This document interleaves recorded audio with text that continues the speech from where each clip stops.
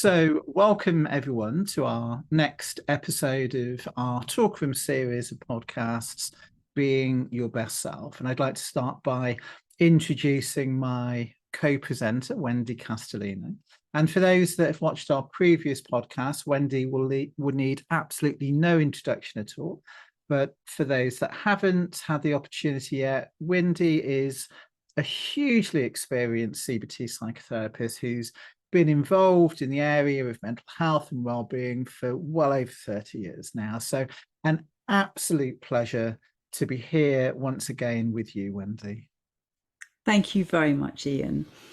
And I would like to introduce my co-presenter, Ian Stockbridge. Ian is a senior credited counsellor with the National Counselling and Psychotherapy Society, and also the founder of Hope Therapy and Counselling Services. So a very warm welcome to you, Ian. Thank you, Wendy. Thank you.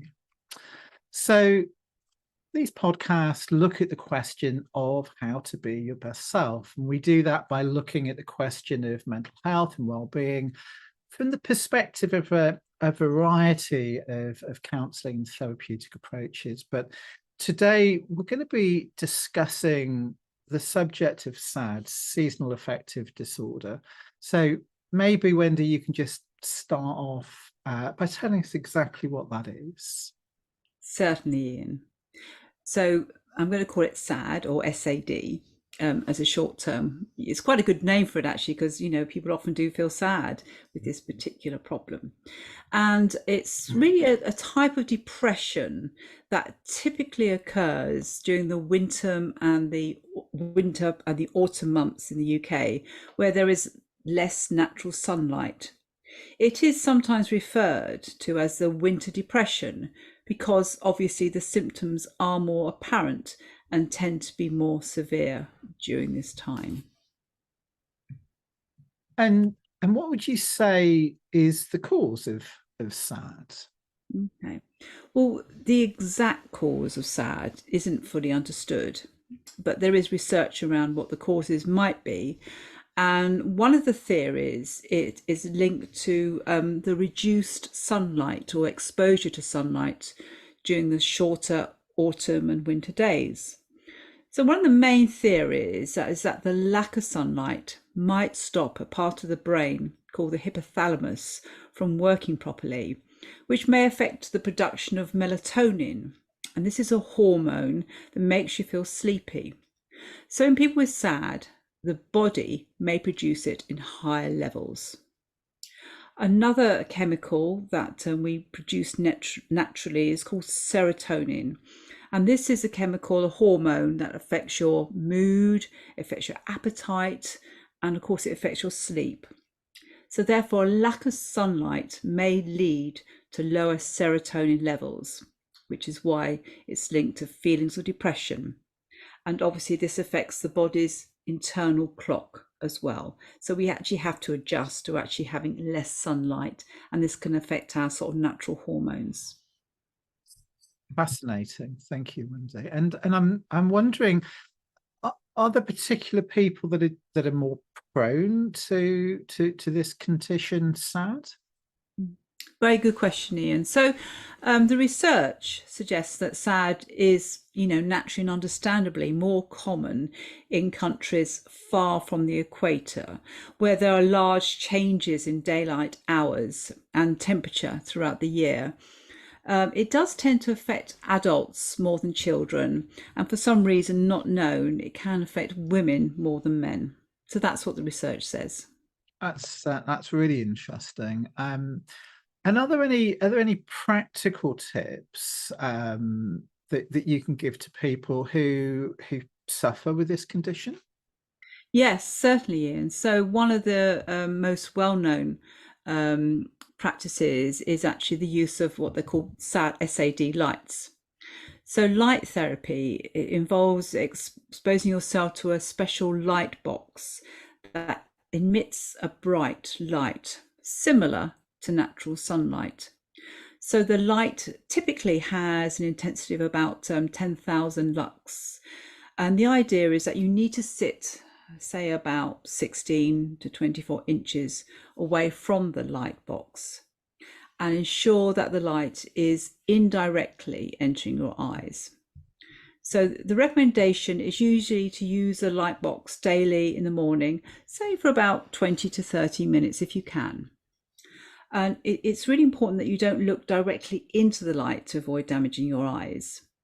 But it has actually shown, studies have shown that the light therapy can significantly improve symptoms of SAD sufferers, up to 60 to 80%, with a real rapid onset of it benefiting. So that's the first sort of recommendation that is sort of researched. The next one is cognitive behavioral therapy, and there is specific CBT interventions for people who suffer from SAD. And one of the classic things that CBT identifies is negative thoughts and behaviors associated with any type of depression. So a classic example is that we believe that miserable, winter is all about misery and, coldness and darkness and everything like that.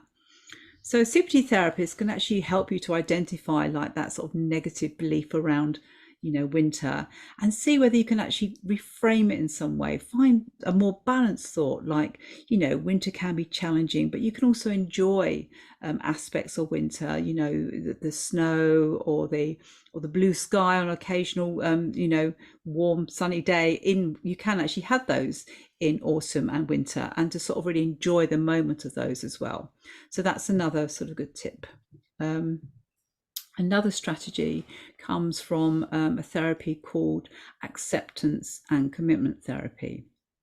And this is where individuals are asked to just to notice and accept their internal experiences.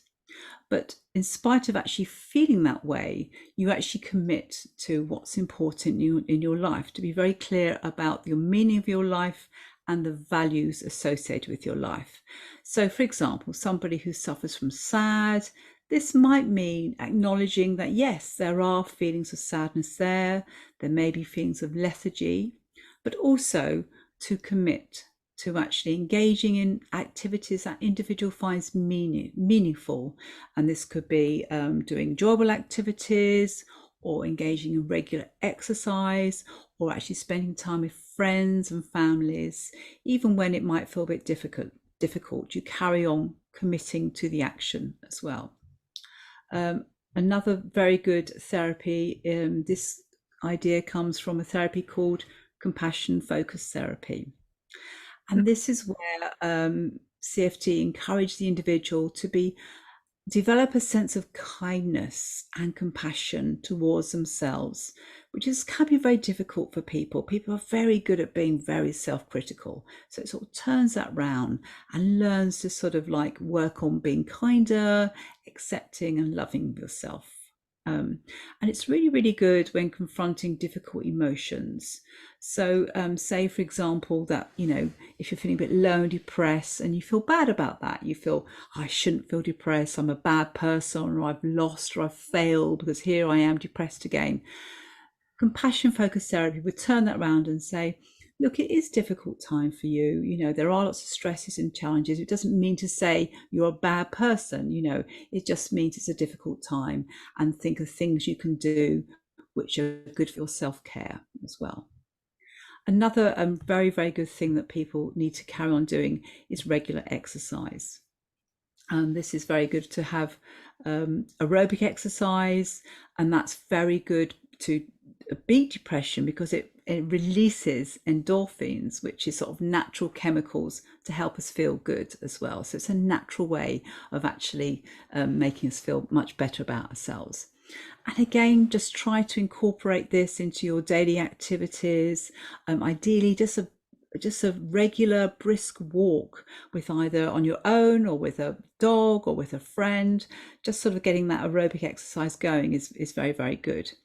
Or if you can't get out, you can do things like yoga or Pilates. You can find somebody who's sort of qualified via YouTube and follow them for a little while as well. And trying to do those when going outside when there is natural light is also a very good thing to do. So try to do that where you're not in the dark, where you can actually get a bit of natural light as well. Research suggests that actually just maintaining a regular schedule is also very good for you. So what do I mean by that? So a classic one is actually trying to get to a good sleep hygiene. So going to bed at the same time, getting up at the same time. The body sort of likes that sort of rhythmic kind of way of living as well. So although that might be hard, it's just sort of like telling your body it's now time to sleep and telling your body it's now time to get up. That's actually very, very good. And actually just simple regular meal time, so your body isn't sort of suffering from low blood sugar level, it's actually sort of getting the glucose levels up and everything. That's also very good at just feeling as though your body likes sort of consistency and understanding that.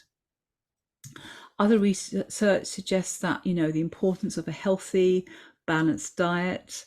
I know these are very obvious things, but they often get forgotten, especially when you're feeling tired and you're feeling depressed and you think, oh, I can't be bothered to cook properly or anything like that.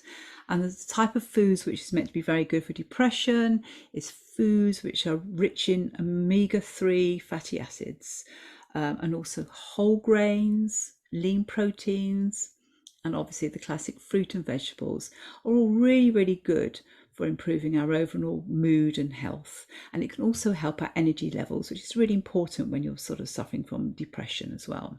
So therefore, things like fish, nuts, and lots of leafy greens are very, very important for you. Okay. And there's some evidence that vitamin D taken in tablet form is also good for you. You can actually have that as a supplement, and you can actually see whether you're actually suffering from vitamin D as a deficiency. You can go to your doctor and have that in your blood levels. Obviously, it's best to have that in natural foods as well. Of course, you can do that, foods which are rich in vitamin D, but also you might want to consider a supplement as well, just in the winter months. Another really, really good way of dealing with depression is mindfulness and meditation. And what's very, very good about mindfulness is it really keeps you focused on the present and engaged in normal everyday activities. So actually, when you're actually doing an activity, you fully are present, using all your senses and really being in the moment, really enjoying that present moment and not overthinking about the future. That's what mindfulness is. And what we can do if we're suffering from depression is just ruminate. We just go over and over and over again all the bad things in our life, how we're feeling and everything like that. So mindfulness is very, very good at actually just taking all that away, not ruminating, avoiding worrying about the future and just focusing in on the here and now. And meditation is really just about actually taking time to meditate. And you can do this simply on your own, or you can use audios, music, whatever it is. And you can also go for walking meditations as well, when you're just really out and about and really focusing on nature and things like that. So there's loads and loads of different kind of meditation practices. And I strongly recommend you try some of those, because that can make a big difference in your life. And then another thing to consider is social support. So actually spending time with people that you enjoy spending company with, taking time out to be with friends, or taking time out to be with your loved ones, is actually very, very important as well. And again, it stops this kind of, ruminating as well. So think about joining activities or being with friends, perhaps joining a new group. Or actually, if you can't get out, obviously you've got the internet now or a phone, just keep on those sort of social contacts. They're very, very important. And to ensure that they are regular and actually they have some meaning as well. Maybe there's a friend you haven't contacted for a very long time and you're sitting there thinking, well, why hasn't that friend contacted me? Well, why don't you just contact that friend and say, hi, we haven't spoken for ages, let's have a quick chat. And that could be very, very, very, very rewarding for both the friend and also for the person who's initiated that thing. So actually making sure you maintain that social support is very, very important. And then actually create a supportive environment within your own home. So what can you do to brighten up your living space? So here you can be very, very creative with it. I know somebody who decided to buy some bright yellow curtains because she wanted to cover this dark black window at night time. It sort of reminded her too much. So she brought some really bright, lovely curtains, which reminded her of sunlight. And I thought that's a really, really good way of doing it as well. So think about how can you make your environment a bit more colourful. You can perhaps use more plants or put some more colourful cushions on or some pictures up or something like that. Just really kind of brighten your environment. That's a very, very good one today. And of course, the other one is, as we've been discussing in other podcasts, it's okay to get professional help. It's okay to talk to somebody who perhaps isn't experienced in dealing with these problems. There's all kinds of therapies out there for you to try, and actually having more of a structured approach, somebody that you know you can go to talk about these things. These people are experts in helping you to overcome these problems, can be very, very good. Obviously, you've got medication as well. You can go and make an appointment with your GP and discuss those options as well. That's another choice open to you as well. And it's important to say that these strategies do require a bit of effort, and it's consistent effort as well. And that can be sort of a bit hard work. So it's really important just to encourage people to continue with those things. It could take a little while for these things to sort of really, heighten your mood, but they're well worth trying. And just really want to encourage people to be persistent and to keep going until they actually see the positive benefits. So those are my top tips. Wendy, thank you so much for that. That was absolutely fascinating, and just gives us all a much better understanding of what this condition SAD is, and just different ways of how we might think about managing that condition. So if people are interested in finding out more about the condition and the help specifically that they can get for it, how do people go about doing that? Yeah, and I think an important point really is some people you can know the theory about, you know what to do, but a therapist can really help you to find ways of putting it into action or getting it more of a routine as well. So sometimes it's working in partnership with a therapist. So my name is Wendy Castellino. So people could just put that in Google and my resources will come up. My website's called wendycastellino.com, and I'm very welcome to have an informal chat with people if they want to hear more.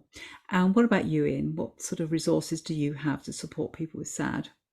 Yeah, so as you know, we have a website, www.hopefulminds.co.uk.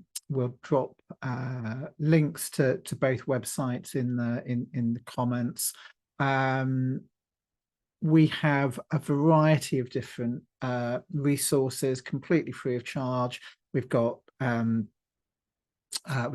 posts, we've got infographics, and of course we've got a whole team of counsellors that work with depression as well. So wherever you're based in the UK, do feel free to get in touch with either Wendy or myself. So it's really just for me to thank you once again, Wendy, for an absolutely fascinating insight into this condition, seasonal affective disorder, SAD. As I say, it's been absolutely fascinating. We aim to be back shortly to discuss other areas regarding mental health. But in the meantime, a thank you to you and a thank you to all of our listeners. Yes, thank you to you and also to all our listeners as well from me. Thank you very much. Goodbye.